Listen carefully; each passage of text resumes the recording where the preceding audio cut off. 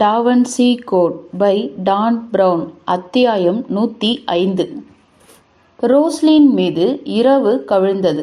அந்த கல் மாளிகையின் முன்னால் இருந்த புதர் செடிக்கு அருகாமையில் நின்று கொண்டிருந்த ராபர்ட் லெங்டன் தனக்கு பின்னால் திரையிடப்பட்ட வாயிலில் இருந்து ஒன்று கூடியவர்களின் சிறுபொலி வருவதை கவனித்துக் கொண்டிருந்தார். அவருடைய கையில் இருந்த பிரேஸ்லியன் காப்பியின் மனம் அவருக்கு ஏற்பட்டிருந்த சோர்விலிருந்து சற்றே ஆறுதல் அளிப்பதாக இருந்தது. அதே சமயம் அந்த புத்துணர்ச்சி சீக்கிரமே விலகிவிடுவதைப் போன்றும் இருந்தது. தன்னுடைய உடல் சோர்வு தலைக்கு உயர்வதைப் போல் உணர்ந்தார். சத்தமில்லாமல் வெளியே வந்துவிட்டீர்கள் போல இருக்கிறது. அவருக்கு பின்னால் இருந்து ஒரு குரல் கேட்டது. அவர் பின்னால் திரும்பினார். சோஃபியாவின் பாட்டி வெளியே வந்தார். அந்த இரவு நேரத்தில் அவருடைய வெள்ளி நிற தலைமுடி மின்னியது. 28 வருடங்களுக்கு பின்னர் கடைசியில் அவருடைய பெயர் மேரி சாவல் என்று தெரிய வந்திருக்கிறது. லெங்டனிடமிருந்து ஒரு சோர்வான புன்னகை வெளிவந்தது. உங்கள் குடும்பத்தை சற்று தனியாக விடலாமே என்று நினைத்தேன். ஜன்னலின் வழியாக சோஃபியா தன்னுடைய சகோதரனிடம் பேசிக்கொண்டிருப்பதை அவரால் பார்க்க முடிந்தது. மேரி அவருக்கு அருகாமையில் வந்து நின்றார். லெங்டன், ஜாக்வஸ் கொலை செய்யப்பட்டதை தெரிந்து கொண்டபோது நான் சோஃபியாவின் பாதுகாப்பை நினைத்துதான் கவலைப்பட்டேன். இன்று அவள் என் வீட்டு வாசலில் வந்து நின்றது என் வாழ்க்கையிலேயே மிகுந்த நிம்மதியை தந்த விஷயம். உங்களுக்கு நன்றி சொன்னால் போதாது. லெங்டனுக்கு என்ன சொல்வதென்று தெரியவில்லை. அவர் சோஃபியாவுக்கும் அவளுடைய பாட்டிக்கும் தனிமையில் பேசிக்கொள்ள நேரம் கொடுத்திருந்தாலும் மேரி அங்கேயே இருக்கும்படி கேட்டுக்கொண்டார். என்னுடைய கணவர் உங்களை முழுமையாக நம்பினார் லெங்டன். அதே அளவுக்கு நானும் உங்களை நம்புகிறேன். அதனால் லெங்டனும் அங்கே இருந்தார். சோஃபியாவுக்கு பின்னால் நின்று கொண்டிருந்த அவர் சோஃபியாவின் பெற்றோர் பற்றிய கதையை மேரி சொல்லிக் கொண்டிருக்கும் போது அதை ஆச்சரியத்துடன் கேட்டுக்கொண்டிருந்தார். அவர்கள் இருவருமே மெரோவிஞ்சியன் குடும்பங்களை சேர்ந்தவர்கள். மேரி மேக்தலின் மற்றும் இயேசு கிறிஸ்துவின் நேரடி வம்சவாளினர். சோஃபியாவின் பெற்றோரும் அவளுடைய முன்னோருக்கு பாதுகாப்பிற்காக தங்களுடைய குடும்ப பெயர்களை பிளான்டட் மற்றும் ஜெயின் கிளேர் என்று மாற்றி வைத்து கொண்டனர். தங்களுடைய குழந்தைகள் மிக நேரடியான ராஜா வம்சவழியினரை குறித்தபடியால் சிலுவை மடம் அவர்களை மிக கவனமாக பாதுகாத்தது. காரணம் தெரியாத முறையில் சோஃபியாவின் பெற்றோர் கார் விபத்தில் இறந்தபோது ராஜவம்சத்தை அடையாளம் கண்டுவிட்டார்கள் என சிலுவை மடம் பயந்தது. உன்னுடைய தாத்தாவும் நானும் மேரியின் குரலில் வலி பரவியிருந்தது. தொலைபேசியில் அந்த செய்தியை கேட்ட உடனேயே கடுமையான முடிவு ஒன்றை எடுக்க வேண்டியிருந்தது. உன்னுடைய பெற்றோரின் கார் ஆற்றில் விழுந்தது. அவருடைய கண்களில் கண்ணீர் கசிந்தது. உங்கள் இருவரையும் சேர்த்து நாம் 6 பேரும் அன்றிரவு அதே காரில்தான் செல்வதாக இருந்தது. அதிர்ஷ்டவசமாக கடைசி நேரத்தில் திட்டம் மாறிவிட்டது. உன்னுடைய பெற்றோர் மட்டுமே தனியாக சென்றார்கள். அந்த விபத்தை பற்றிய செய்தியை கேட்ட உடனேயே உண்மையில் என்ன நடந்தது என்று தெரிந்து கொள்ளவோ அது உண்மையில் விபத்துதானா என்பதை உறுதிப்படுத்திக் கொள்ளவோ எனக்கும் ஜாக்வஸுக்கும் வாய்ப்பே கிடைக்கவில்லை. மேரி சோஃபியாவை பார்த்தார். எங்களுடைய பேரன் பேத்தியை பாதுகாக்க வேண்டும் என்று எங்களுக்கு தெரியும். எங்களால் முடிந்ததை நாங்கள் செய்தோம்.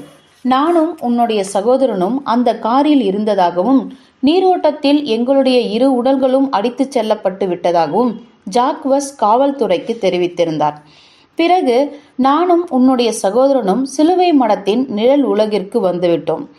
பிரபலமானவராக இருந்த ஜாக்வஸிற்கு அப்படி மறைந்து கொள்ளும் வசதி கிடைக்கவில்லை. மூத்தவளாக இருந்த சோஃபியா பாரிஸிலேயே தங்கி சிலுவை மடத்தின் பாதுகாப்பில் ஜாக்வஸால் வளர்க்கப்படுவதுதான் சரியாகப்பட்டது என்று அவருடைய குரல் உள்ளொடுங்கி போனது. குடும்பத்தை பிரிக்க வேண்டி இருந்ததுதான் நாங்கள் செய்ததிலே மிக கடுமையான விஷயம். ஜாக்வஸும் நானும் எப்போதாவது தான் சந்திக்கொள்வோம்.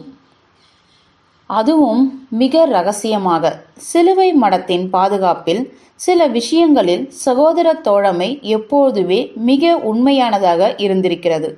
அந்த கதை மிக ஆழமாக சென்றுவிட்டதை லெங்டன் உணர்ந்து கொண்டார். ஆனால் அதை கேட்க வேண்டிய ஆள் தான் அல்ல என்றும் உணர்ந்தார். அதனால் அவர் வெளியே வந்துவிட்டார். இப்போது ரோஸ்லினின் உச்சி முகடுகளை பார்த்து கொண்டிருந்த லெங்டனால் ரோஸ்லினின் தீர்க்கப்படாத புதிரில் இருந்து தப்பிச் செல்ல முடியவில்லை. கோப்பை உண்மையிலேயே ரோஸ்லினில்தான் இருக்கிறதா? அப்படியென்றால் தன்னுடைய கவிதையில் சோனியர் குறிப்பிட்டிருந்த கத்தியும் கோப்பையும் எங்கே? அதை நானே எடுத்துக்கொள்கிறேன் என்ற மேரி லெங்டனின் கைகளை நோக்கி வந்தார். நன்றி. காலியான காஃபி கோப்பையை லெங்டனிடம் இருந்து பெற்றுக்கொண்டார் மேரி. அவரையே உற்று பார்த்தார். உங்களுடைய இன்னொரு கையில் இருப்பதை சொன்னேன் லெங்டன். தான் சூனியரின் பாபிரஸ் காகிதங்களை வைத்திருப்பதை லெங்டன் சட்டென்று உணர்ந்து கொண்டார். தான் இதற்கு முன்னதாக தவற விட்டுவிட்டதை பார்த்துவிடும் நம்பிக்கையோடு அந்த கிரிப்டெக்ஸில் இருந்து அதை அவர் மீண்டும் எடுத்திருந்தார். அந்த காகிதத்தை எடுத்துக்கொண்ட போது மேரிக்கு ஆச்சரியம் அகலவில்லை. பாரிஸில் ஒரு வங்கியில் உள்ள ஒருவர் இந்த ரோஸ்வுட் பெட்டி தனக்கு திரும்ப கிடைக்குமா என்று ஆவலோடு காத்திருக்கலாம். ஆந்திரே பெர்னட் ஜாக்வஸின் உற்ற நண்பர். மேலும் ஜாக்வஸ் அவர் மீது மிக அதிகமாக நம்பிக்கை வைத்திருந்தார். இந்த பெட்டியை பாதுகாத்து கொள்ள சொன்னமைக்காக ஆந்திரே எது வேண்டுமானாலும் செய்யக்கூடியவர், என்னை சுடுவது உட்பட என்று லெங்டன் நினைவுபடுத்தி கொண்டார். அந்த பாவப்பட்ட மனிதரின் மூக்கை உடைத்து விட்டதை சொல்ல வேண்டாம் என்று முடிவு செய்தார். பாரிஸை பற்றி நினைக்கையில் நேற்றிரவு கொல்லப்பட்ட 3 செனேசாக்ஸுகள் தான் அவர் நினைவுக்கு வந்தனர். சிலுவை மடம் இப்பொழுது என்ன ஆனது? சக்கரம் சுழலத் தொடங்கிவிட்டது. லெங்டன் சகோதர தோழமை பல நூற்றாண்டுகளாக தாக்குப்பிடித்திருக்கிறது. இதையும் தாக்குப்பிடிக்கும். அவர்கள் தங்களை மீண்டும் உருவாக்கி கொள்ள எப்போதுமே தயாராக இருப்பார்கள். சிலுவை மடத்தின் செயல்பாடுகளுடன் சோஃபியாவின் பாட்டிக்கு நெருங்கிய தொடர்பிருக்கும் என்றுதான் அந்த மாலை நேரம் முழுவதும் லெங்டன் நினைத்து கொண்டிருந்தார். மேலும் சிலுவை மடத்தில் பெண் உறுப்பினர்களும் உண்டு. 4 கிராண்ட் மாஸ்டர்கள் பெண்களாகத்தான் இருந்திருக்கின்றனர். பாதுகாவலர்களான செனேசாக்ஸ் எப்பொழுதுமே ஆண்கள்தான். இருந்தாலும் சிலுவை மடத்தில் பெண்களுக்கு உயரிய கௌரவம் அளிக்கப்பட்டே வந்திருக்கிறது. எத்தகைய பதவியில் இருந்தும் உயர் பதவிக்கு அவர்களால் செல்ல முடியும். லெங்டனுக்கும் டீப்பிங்குக்கும் வெஸ்ட்மின்ஸ்டர் அபேயும் நினைவுக்கு வந்தன. அது ஓர் ஆயுளை கடந்தது போல் இருந்தது. இறுதி நாட்களின் போது சாங்கிரியல் ஆவணங்களை வெளியிடக்கூடாது என்று தேவாலயம் உங்கள் கணவருக்கு நெருக்கடி கொடுத்ததா? இல்லவே இல்லை. கற்பனை குழப்பம் உள்ளவர்களுக்குத்தான் இறுதி நாட்கள். புனித கோப்பை வெளிப்படுத்தும் தினம் என்று சிலுவை மட வரலாற்றில் எதுவும் சொல்லப்படவில்லை. உண்மையில் புனித கோப்பையை வெளிப்படுத்தக்கூடாது என்ற நிலைப்பாட்டை சிலுவை மடம்தான் தக்க வைத்து கொண்டது. ஒருபோதும் வெளிப்படுத்தக்கூடாதா? லெங்டன் அதிர்ச்சியடைந்தார். அது நமக்குத்தான் புதிரானது, அதிசயமான விஷயம். புனித கோப்பைக்கு அல்ல. கோப்பையின் அழகே அதன் சிக்கலான இயல்புதான் என்ற மேரி சாவல் இப்போது ரோஸ்லினை பாதுகாத்து கொண்டிருந்தார். சிலருக்கு புனித கோப்பை நிரந்தரமான வாழ்வை தரும் சாலிஸ். வேறு சிலருக்கோ அது தொலைந்து போன ஆவணங்களையும் இரகசிய வரலாற்றையும் தேடுகின்ற விஷயம். பெரும்பாலானோருக்கு அந்த புனித கோப்பை ஒரு மிகப்பெரிய கருத்தாக்கமாகத்தான் இருக்கிறது என்று நினைக்கிறேன். புகழ்பெற்ற அடைய முடியாத அந்த புதையல் எப்படியோ இன்றுள்ள உலகிலும் குழப்பங்களுக்கு ஆளாகி நமக்கு உத்வேகம் அளித்து கொண்டிருக்கிறது. ஆனால் சாங்கிரியல் ஆவணங்கள் உள்ளமைக்கு மறைந்தே வைத்திருப்பதால் மேரி மேக்தலின் பற்றிய கதை நிரந்தரமாக மறைந்து போய்விடாதா என்று லெங்டன் கேட்டார். தொலைந்து போகுமா? உங்களை சுற்றி பாருங்கள். அவருடைய கதை கலையில், இசையில், புத்தகங்களில் இருக்கிறது. ஒவ்வொரு நாளும் அது சொல்லப்பட்டு கொண்டே இருக்கிறது. ஊசல் ஆடிக்கொண்டிருக்கிறது. நாம் நம்முடைய வரலாற்றின் ஆபத்துக்களை உணரத் தொடங்கிவிட்டோம். நம்முடைய அழிவு பாதையும் உணரத் தொடங்கிவிட்டோம். அந்த புனித பெண்மையை மறுசீரமைக்க வேண்டிய தேவை நமக்கு உருவாகிவிட்டது என்று சற்று இடைவெளி விட்ட அவர், புனித பெண்மையின் குறியீடுகள் பற்றி கையெழுத்து பிரதி ஒன்றை எழுதுவதாக சொன்னீர்கள் இல்லையா? ஆமாம். அவள் புன்னகைத்தாள். அதை முடித்து விடுங்கள் லெங்டன். அவள் புகழை பாடுங்கள். நம் உலகிற்கு நவீன நாடோடி பாடகர்கள் தேவை. லெங்டன் மௌனமானார். தன்னிடம் அவர் சொன்ன செய்தியின் கனத்தை உணர்ந்தார். திறந்து கிடக்கும் இந்த வெட்டவேலி முழுக்க மரங்களுக்கு மேலே எழும்பிக் கொண்டிருக்கும் புதிய நிலவின் ஒளி வீசியது. ரோஸ்லினை நோக்கி தன்னுடைய பார்வையை திருப்பிய லெங்டன் அவளுடைய ரகசியங்களை தெரிந்து கொள்ள விரும்பும் ஒரு பையனின் மனநிலையில் இருப்பதை உணர்ந்தார். கேட்காதே என்று தனக்குத்தானே சொல்லிக் கொண்டார். இது அதற்கான சமயம் அல்ல. மேரியின் கைகளில் இருந்த பாபிரஸ் காகிதத்தை பார்த்த அவர் பின்னர் ரோஸ்லினை பார்த்தார். அதை கேட்டுவிடுங்கள் லெங்டன் என்று மேரி மகிழ்ச்சியுற்றவராக தோன்றினார். உங்களுக்கு அந்த உரிமை இருக்கிறது. லெங்டன் சற்று பரவசமானார். அந்த கோப்பை ரோஸ்லினில் இருக்கிறது என்றுதானே தெரிந்து கொள்ள வேண்டும். உங்களால் சொல்ல முடியுமா? சற்றே அசிரதையோடு கனைத்த அவர், அந்த கோப்பை ஓய்வெடுக்கட்டுமே என்று ஏன் ஆண்கள் யாரும் மாட்டேன்றீர்கள் என்று சிரித்த அவர், மகிழ்ச்சியாக இருக்கிறாரென்றே நன்றாகவே தெரிந்தது. இது இங்கே இருக்குமென்று எப்படி நினைத்தீர்கள்? அவருடைய கையிலிருந்த பாபிரஸ் காகிதத்தை நோக்கி சென்ற அவர், உங்கள் கணவரின் கவிதை குறிப்பிட்ட வகையில் ரோஸ்லின் பற்றி கூறுகிறது. அதையும் தவிர கத்தியும் கோப்பையும் புனித கோப்பையை கவனித்துக் கொள்கின்றன என்றும் எழுதப்பட்டிருக்கிறது. இங்கே கத்தியும் கோப்பையும் இருப்பதற்கான எந்த குறியீடுகளையும் என்னால் பார்க்க முடியவில்லை. கத்தியும் கோப்பையுமா என்ற மேரி, அவை பார்ப்பதற்கு எப்படி இருக்கும் என்றார். அவர் தன்னுடன் விளையாடுகிறார் என்பதை உணர்ந்த லெங்டன் தானும் அதில் சேர்ந்து கொண்டு சீக்கிரமாக குறியீடுகளை பற்றி விவரித்தார்.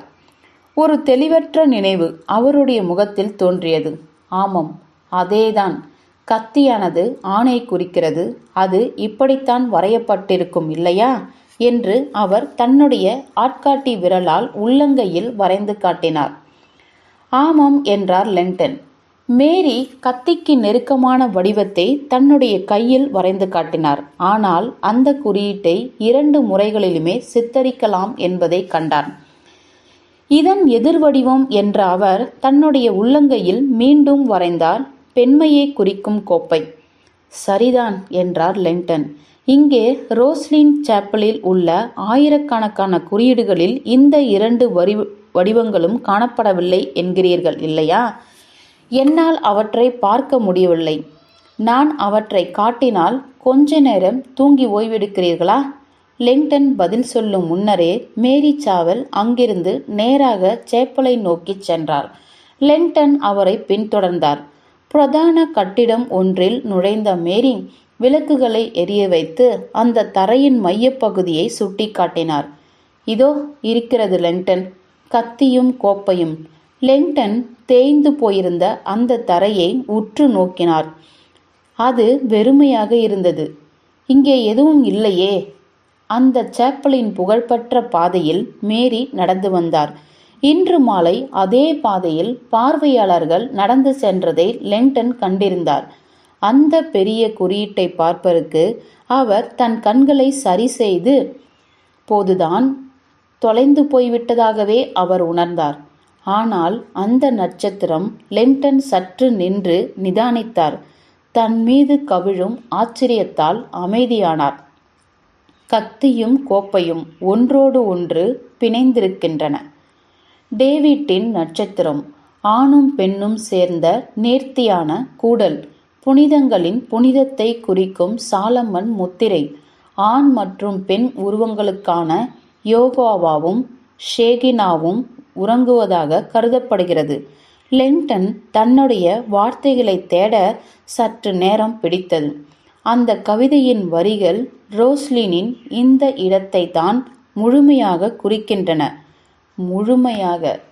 மேரி சிரித்தார். ஆமாம், அந்த உணர்வே அவரை சில்லிட வைத்தது. அப்படியென்றால் புனித கோப்பை நமக்கு கீழேதான் இருக்கிறதா? மேரி சிரித்தார். ஆன்மாவாக மட்டும். சிலுவை மடத்திற்கு விதிக்கப்பட்ட மிக முக்கியமான கடமைகளுள் ஒன்று என்றாவது ஒரு நாள் அந்த புனித கோப்பை அதன் தாய் நிலமான பிரான்சிற்கு வந்துவிடும் என்பதுதான். இதனால் அவள் என்றென்றும் அங்கே ஓய்வெடுப்பாள். பல நூற்றாண்டுகளாக அவளுடைய பாதுகாப்பு கருதி அவளை நாட்டுப்புற பகுதியிலே பாதுகாத்து வந்தார்கள். அது மிகவும் கண்ணீர் குறைவானது. ஜாக்வஸ் கிராண்ட் மாஸ்டர் ஆன பிறகு எடுத்துக்கொண்ட கடமை அவளை மீண்டும் பாரிஸிற்கு கொண்டு வந்து அவள் கௌரவத்தை மீட்டெடுக்க வேண்டும் என்பதும் ஒரு மகாராணிக்கு ஏற்ற ஓய்வறையை அங்க கட்ட வேண்டும் என்பதுதான். அதை செய்துவிட்டாரா? இப்பொழுது அவர் முகம் கடுமையானது. லெங்டன், இன்றிரவு நீங்கள் எனக்காக என்ன செய்கிறீர்கள் என்பதையும் ரோஸ்லின் ட்ரஸ்டின் காவலாளியாகவும் உங்களுக்கு நிச்சயமாக நான் சொல்லக்கூடியதெல்லாம் அந்த கோப்பை இங்கே இல்லை. லெங்டன் வற்புறுத்த விரும்பினார். ஆனால் அந்த புனித கோப்பை இருக்கும் இடத்தை தானே அந்த கற்சாவி சுட்டி காட்டியது. அது ஏன் ரோஸ்லினை சுட்டி காட்டியது? ஒருவேளை அந்த அர்த்தத்தை நீங்கள் தவறாக புரிந்திருக்கலாம். நினைவிருக்கட்டும், அந்த கோப்பை ஒரு கற்பனையாகவும் இருக்கலாம். என்னுடைய மறைந்த கணவரால் முடிந்தவரை, ஆனால் எந்த அளவுக்கு அதை அவரால் தெளிவாக சொல்ல முடியும் என்றார் லெங்டன். கத்தியையும் கோப்பையும் குறிக்கும் ஒரு பாதாள அறையின் மேலேதான் நாம் நின்று கொண்டிருக்கிறோம். கீழே உள்ள அறையில் மேல் கூரையில் நட்சத்திரங்கள் சகோதர தோழர்களின் ஓவியங்களால் சூழப்பட்டிருக்கின்றன. அவை எல்லாமே ரோஸ்லினை பற்றிதான் பேசுகின்றன. ரொம்ப நல்லது. அப்படியென்றால் இந்த புதிரான பாடல் வரியை பார்ப்போம். மேரி பேப்ரஸ் காகிதத்தை பிரித்து கவனமான தோணியில் அந்த கவிதையை சத்தமாக படித்தார். பிரதான ரோஸ்லினுக்கு கீழே புனித கோப்பை காத்திருக்கிறது. கத்தியும் கோப்பையும் அவளுடைய வாயிலை பாதுகாக்கின்றன. மாஸ்டரின் பாசம் மிகுந்த ஓவியத்தில் அவள் மிளிர்கிறாள். நட்சத்திரங்கள் மின்னும் வானத்தின் கீழே அவள் இறுதியாக ஓய்வெடுத்து கொண்டிருக்கிறாள். அவர் சொல்லி முடிக்க சில கணங்களே இருந்தபோது ஒரு மெல்லிய புன்னகை அவர் உதடுகளில் கடந்து சென்றது. ஜாக்வஸ். லெங்டன் அவரையே எதிர்பார்ப்போடு பார்த்து கொண்டிருந்தார். உங்களுக்கு இது புரிகிறதா? சேப்பல் தரையில் நீங்கள் பார்த்ததை போல் எளிமையான விஷயங்களை காண்பதற்கு நிறைய வழிகள் இருக்கின்றன லெங்டன். லெங்டன் புரிந்து கொள்ள மெனக்கெட்டார். ஜாக்வஸ் ஜூனியரை பற்றிய எல்லா விஷயங்களுக்கும் இரு அர்த்தங்கள் இருக்கின்றன. அதற்கு மேல் லெங்டனால் எதையும் புரிந்து கொள்ள முடியவில்லை. மேரி சோர்வுடன் கொட்டாவி விட்டார். லெங்டன், நான் ஒரு விஷயத்தை உங்களிடம் ஒப்புக்கொள்ளத்தான் வேண்டும்.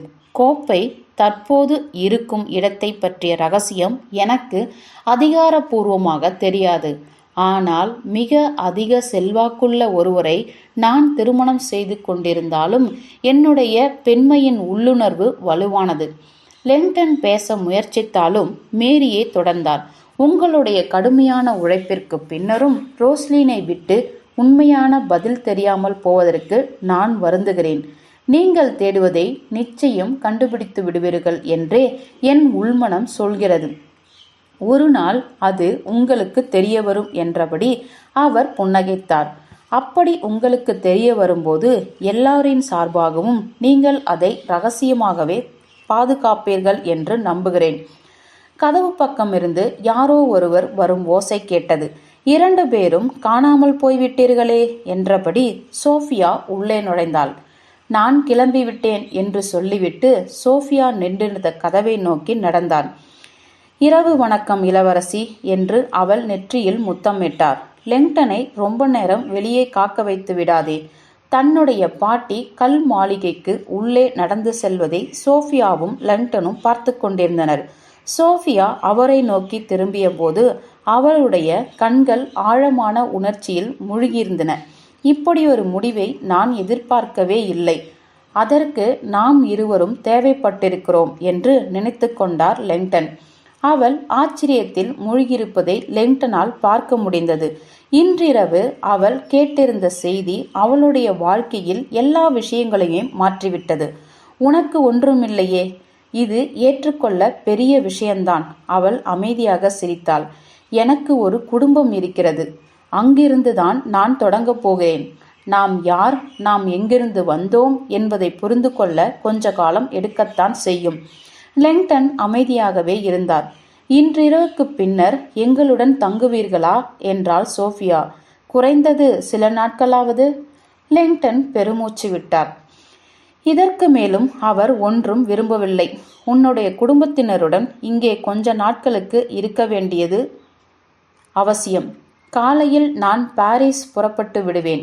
அவளுக்கு ஏமாற்றமாக இருந்தாலும் அதுதான் சரியான விஷயம் போல் தெரிந்தது. அவர்கள் இருவருமே சற்று நேரத்திற்கு பேசிக்கொள்ளவில்லை. இறுதியாக அவரை நோக்கி வந்த சோஃபியா அவர் கைகளை பிடித்து சேப்பலுக்கு அழைத்துச் சென்றாள். தரையிலிருந்து சற்றே உயர்ந்திருந்த பாதையில் அவர்கள் நடந்து சென்றனர். அங்கிருந்து ஸ்காட்லாந்து நாட்டுப்புற பகுதி அவர்களுக்கு முன்னர் பறந்து விரிந்து கிடந்தது. விலகிச் செல்லும் மேகங்களுக்குள்ளிருந்து வெளியே வந்து நிலவிலிருந்து மங்கிய ஒளி வீசியது. அவர்கள் கைகளை கோர்த்தபடி அமைதியாக நின்றிருந்தனர். சோர்வின் பிடியிலிருந்து வெளியே வர இருவருமே போராடிக் கொண்டிருந்தனர். நட்சத்திரங்கள் இப்பொழுதுதான் கண்ணுக்கு புலப்பட ஆரம்பித்திருந்தன. ஆனால் கிழக்கு பகுதியில் மற்ற எல்லாவற்றையும் விட ஒரே நட்சத்திரம் பிரகாசமாக ஜொலித்துக் கொண்டிருந்தது. அதை பார்த்ததும் லிங்டன் சற்று புன்னகைத்தார். அது வீனஸ். அந்த பிரதான தேவதை தன்னுடைய நிதானமான பொறுமையான ஒளியில் மின்னிக் கொண்டிருந்தாள். இரவு குளிர் பெறத் தொடங்கியது. தென்கிழக்கு ஸ்காட்லாந்து நிலத்திலிருந்து சில்லிட்ட தென்றல் சுழன்று வந்தது. சற்று நேரத்துக்கு பின்னர் லிங்டன் சோஃபியாவை பார்த்தார். அவளுடைய கண்கள் மூடியிருந்தன. அவளுடைய உதடுகளில் திருப்தி அடைந்த புன்னகை அரும்பியது. லிங்டனுக்கு கண்கள் வலிப்பது போல் இருந்தது. தயக்கத்துடன் அவளுடைய கைகளை விட்ட அவர் சோஃபியா என்றார். மெதுவாக கண்களை திறந்த அவள் அவரை நோக்கி திரும்பினாள். நில ஒளியில் அவள் முகம் அழகாக இருந்தது. தூக்கம் தழுவும் விழிகளுடன் அவரை பார்த்த புன்னகைத்த அவள் ஹாய் என்றாள்.